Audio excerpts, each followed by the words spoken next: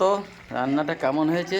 পালং শাক রান্না করলাম আজকে, রসুন আর ছোট ছোট আলু কেটে রাঁধুনি দিয়ে রান্না করেছি আমি।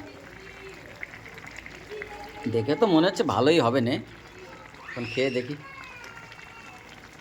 আমার না খুব ফেভারিট সবজি এটা, খুব ভালো লাগে খেতে আমার। প্রায় হয়ে গেছে।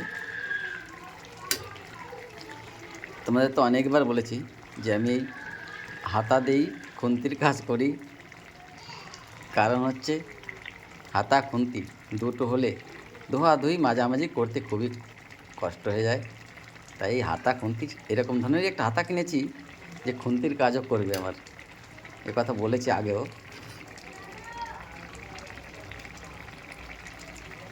তো কি আর জল কমাবো নাকি বলো তো বন্ধুরা? আমার তো মনে হচ্ছে হয়ে গেছে।